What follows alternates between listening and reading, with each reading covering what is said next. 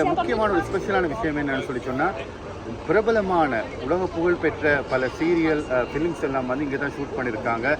Game of thrones, star wars, அதே மாதிரி 2017ஆம் ஆண்டு ரொபின்ஹுட் கூட இங்கே தான் ஷூட் பண்ணியிருக்காங்க. இங்கே பெரிய கோட்டை மாதிரி இருக்குது. இது வந்து இந்த வோல் தான், இந்த இடத்துல தான் வந்து அந்த மூவிஸ் ஃபுல்லாகவே எடுத்திருக்காங்க வந்து.